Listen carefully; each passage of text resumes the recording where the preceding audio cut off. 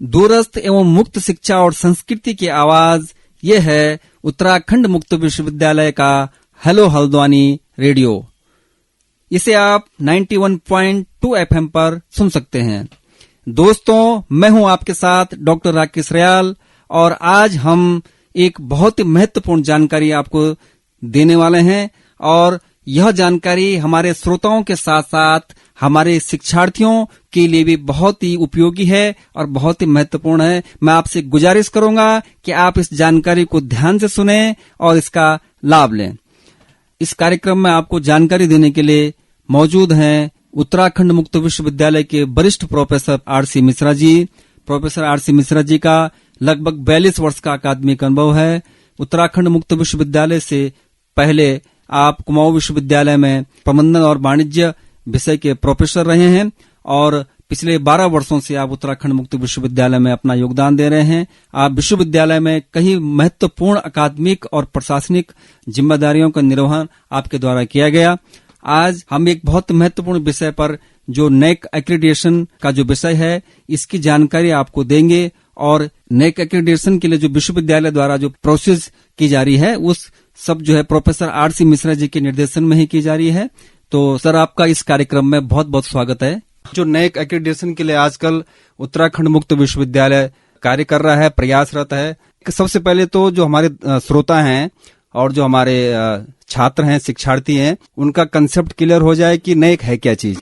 पिछले काफी समय से भारत सरकार का ये प्रयास रहा है कि जो हमारे विश्वविद्यालय हैं उनमें भी गुणवत्ता का नियंत्रण हो, गुणवत्ता स्थापित हो सके और उसके बाद गुणवत्ता का एक स्तर उनमें बना रहे जिससे कि विद्यार्थियों को जो शिक्षा मिले वो गुणवत्ता परक शिक्षा हो। इसी को ध्यान में रखते हुए बेंगलुरु में ये एक राष्ट्रीय संस्था बनाई गई है नैक। अंग्रेजी के शॉर्ट लेटर्स में अगर हम देखें एब्रिविएशन में उसको तो NAAC ये नैक है। इसका पूरा जो नाम है वो है national assessment and accreditation council, राष्ट्रीय मूल्यांकन एवं प्रत्यायन परिषद। जी सर। तो ये राष्ट्रीय मूल्यांकन एवं प्रत्यायन परिषद है जो उच्च शिक्षा के क्षेत्र में कार्यरत विश्वविद्यालयों, संस्थानों, निजी संस्थानों आदि इत्यादि इन सभी की गुणवत्ता का मूल्यांकन करती है। गुणवत्ता की मूल्यांकन के जो मानक हैं विश्वविद्यालयों का मूल्यांकन करने के लिए वे शुरू में बने थे केवल पारंपरिक विश्वविद्यालयों। जी सर। मुक्त विश्वविद्यालयों के लिए कोई मानक नहीं थे, लेकिन जो मानक पारंपरिक विश्वविद्यालयों के लिए बने हैं उन्हीं शीर्षकों के अंतर्गत मुक्त विश्वविद्यालयों के लिए भी मानक बनाए गए हैं। कुल मिलाकर 7 मानक हैं, 7 कैटेगरीज हैं, 7 श्रेणियां हैं जिन श्रेणियों में किसी भी विश्वविद्यालय का जो कार्य निष्पादन है, जो उसका परफॉर्मेंस है, उसको परखा जाता है। मतलब 7 पैमाने उन्होंने निर्धारित किए। 7 पैमाने निर्धारित किए। जी सर। जी इनमें सर। जैसे पहला है करिकुलर एस्पेक्ट्स। जी सर। माने जो करिकुलर का अर्थ है जो पाठ्य सामग्री है उससे संबंधित जो पक्ष हैं। जी सर। यानी पाठ्य सामग्री को आप कितने वर्षों पर संशोधित करते हैं, आप जब पाठ्य सामग्री बनाते हैं या संशोधित करते हैं तो निर्धारित प्रक्रिया का अनुपालन करते हैं या नहीं करते हैं। जी सर। उसमें आप जो है पहले PPR बनाते हैं कि नहीं बनाते हैं, इस तरह से बहुत से पक्ष हैं। इन सारे पक्षों पर किसी भी संस्था को जो नैक का प्रत्यायन कराएगा, मूल्यांकन कराएगा, उसे अपना उत्तर देना होगा। तो ऐसे ही करिकुलर एस्पेक्ट्स के अलावा टीचिंग, लर्निंग, इवैल्यूएशन है जिसमें कि अध्यापन का क्या स्तर है, किस प्रकार विद्यार्थियों को पढ़ाया जाता है, विद्यार्थी किस प्रकार सीख रहे हैं, और मूल्यांकन की जो हमारी प्रक्रिया है ये बहुत महत्वपूर्ण है। जी सर। किस प्रकार की मूल्यांकन प्रक्रिया हम अपनाते हैं, वो कितनी पारदर्शी है, वो कितनी डिजिटाइज्ड है जिससे कि विद्यार्थियों को सुविधा हो सके। तो इसलिए टीचिंग, लर्निंग, इवैल्यूएशन एक दूसरा पैरामीटर है जिस पर कि संस्था का मूल्यांकन होता है। जी सर। विश्वविद्यालयों में शोध बहुत महत्वपूर्ण है, इसलिए तीसरा पैरामीटर है रिसर्च, इनोवेशन एंड एक्सटेंशन। अब मैं इन सब में जाऊंगा तो बातचीत बहुत लंबी हो जाएगी, लेकिन कुल मिला के ये इस तरह से 7 पैरामीटर्स हैं जिन पैरामीटर्स पर किसी भी विश्वविद्यालय या उच्च शिक्षण संस्थान की जो गुणवत्ता है उसको परखने का काम किया जाता है। एक बात और मैं क्लियर कर दूं। जी सर। परखने का तरीका बड़ा वैज्ञानिक है। जी। तरीका वैज्ञानिक है कि इसका एक बहुत बड़ा हिस्सा जो है वो परिमाणात्मक है। जी सर। अर्थात उसमें जो है आपको किसी भी संस्था को जो अंक मिलने हैं वो अंक ऑटोमेटिकली मिल जाएंगे, क्योंकि अगर आपने वो काम किया है तो अंक मिलेंगे, अगर नहीं किया है तो नहीं अंक मिलेंगे। बहुत सीधा सा खेल है उसमें। उसके लिए कहीं कोई आपको किसी से पूछने की या किसी टीम को आने की आवश्यकता नहीं है। लेकिन इसका एक छोटा सा हिस्सा जो है वो गुणात्मक है, क्वालिटेटिव है। जी सर। जो गुणात्मक हिस्सा है, उस गुणात्मक हिस्से में कोई भी शिक्षण संस्थान जो दावे करता है, उन दावों के परीक्षण के लिए नैक की टीम आती है। और वो टीम जो है उसमें नैक के एक आध अधिकारी होते हैं, बाकी देश के अलग अलग विश्वविद्यालय और उच्च शिक्षण संस्थानों से विशेषज्ञ होते हैं। इन विशेषज्ञों को खास तौर से ट्रेनिंग नैक के द्वारा दी गई है ताकि वो किस प्रकार उनका असेसमेंट करेंगे, उस असेसमेंट की प्रक्रिया को अच्छे तरह से चला सकें, इसके लिए किया गया है। तो यानी इसमें अब ये समझना ये है कि जो ह्यूमन कांटेक्ट है वो बहुत कम है। ह्यूमन कांटेक्ट कम हो गया है, डिजिटाइजेशन ज्यादा हो गया है, इसलिए संस्थानों को अपने यहाँ सुविधाएं बढ़ाने की आवश्यकता है। सिस्टम्स को स्टेबलाइज करने की जरूरत है और सारे डॉक्यूमेंटेशन का किया जाना जरूरी है, क्योंकि अगर डॉक्यूमेंटेशन नहीं है तो आप प्रमाण पत्र नहीं दे पाएंगे। उसका प्रमाण नहीं, भले ही आपने वो कार्य किया हो, लेकिन आप उसका प्रमाण नहीं दे पाएंगे। तो इसलिए जो है ये एक पूरी प्रक्रिया है जो कि भारत सरकार ने पिछले दिनों सारे विश्वविद्यालयों के लिए मैंडेटरी किया है, आवश्यक किया है। और उस हिसाब से ओपन यूनिवर्सिटीज का जो हमारा रेगुलेशन आया है उसमें तो इसे कंपलसरी कर दिया गया है। तो हमें तो ये हर हाल में कराना ही कराना है। ये प्रक्रिया हम पिछले वर्ष से चला रहे हैं। पिछले वर्ष कोविड के कारण इसको हम पूरा नहीं कर पाए। जी सर। और इस साल फाइनली जो है हमने अपना IIQA सबमिट किया। IIQA पहली स्टेज होती है। उस IIQA पर बार बार डाउट्स और प्रश्न आते रहे नैक से, उनका हमने उत्तर दिया संतोषजनक। और जब वो प्रक्रिया पूरी हो गई तो उन्होंने हमसे कहा कि अब आप अपना SSR सबमिट करिए। और वो SSR एक निश्चित अवधि 45 दिन की होती है, उसी अवधि के अंदर जमा करना होता है। जी सर। वो हमने 11 नवंबर को जमा कर दिया। तो ठीक है सर, आपने बहुत ही अच्छे तरीके से बताया, क्योंकि आपकी जो मेहनत है, क्योंकि हम भी आपको देख रहे थे और आपकी टीम को बहुत अच्छा काम किया है। और यदि हमारे विश्वविद्यालय को, उत्तराखंड मुक्त विश्वविद्यालय को, जो नैक एक्रेडिटेशन के जो 7 पैमाने हैं, उन 7 पैमानों में यदि खरा उतरता है विश्वविद्यालय, और विश्वविद्यालय को यदि एक्रेडिटेशन मिल जाता है, तो उसके बाद विश्वविद्यालय को इससे क्या लाभ होंगे? देखिए, ग्रेडिंग में जो स्केल है, 5 के स्केल पर विश्वविद्यालय को 3.26 का स्कोर प्राप्त करना है। यदि विश्वविद्यालय 3.26 का स्कोर 5 के पूरे स्केल पर पाता है तो विश्वविद्यालय फिर अपने पाठ्यक्रम चलाने के लिए स्वतंत्र होगा, UGC को सूचना देकर और पाठ्यक्रम चला सकेगा।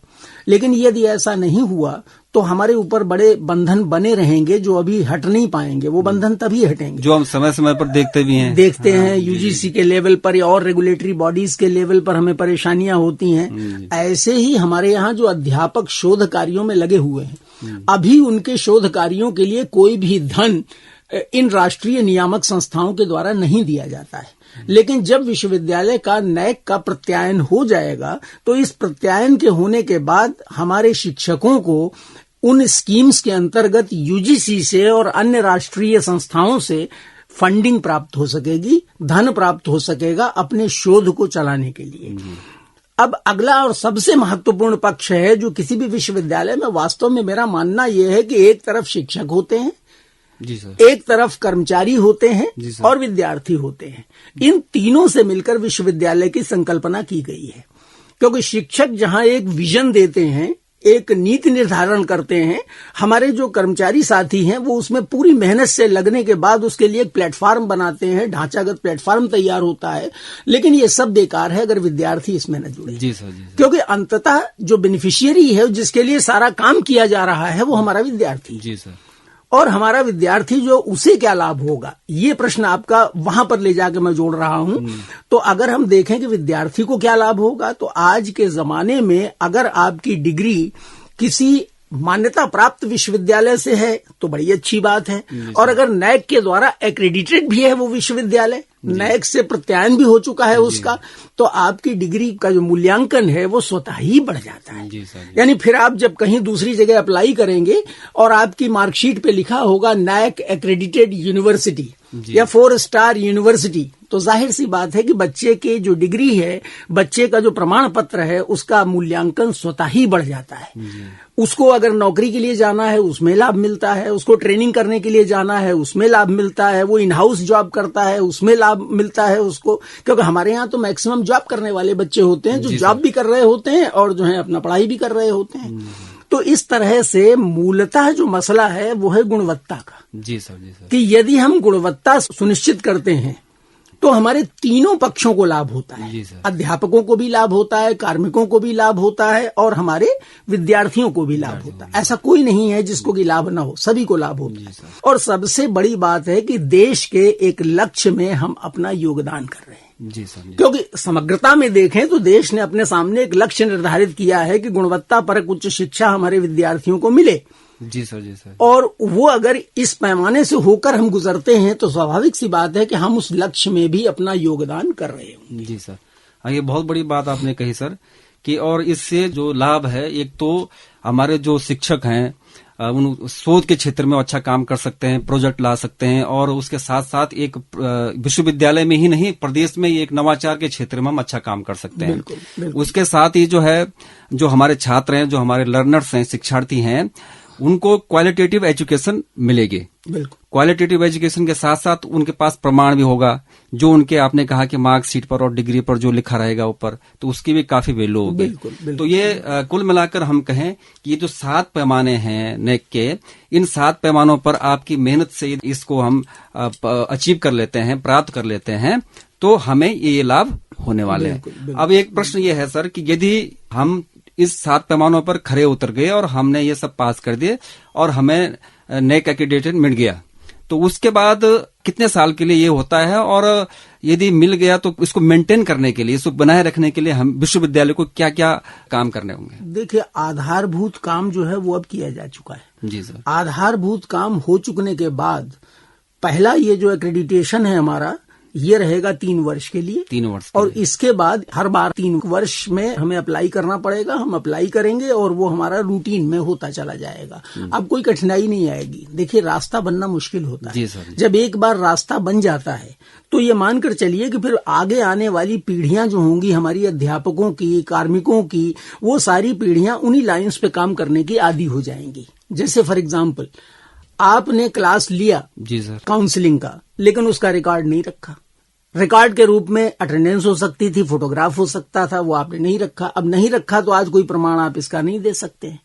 आपके यहाँ पुराने छात्रों की अगर एसोसिएशन है लेकिन उसकी मीटिंग्स के रिकॉर्ड आपके जो हैं वो उपलब्ध नहीं है, तो ये सारी समस्याएं होती हैं। लेकिन अब चूंकि सारी चीजें एक ट्रैक पे आ गई हैं, काम करने का एक नया तरीका हमारे पूरे विश्वविद्यालय के सभी साथियों को समझ में आ गया है।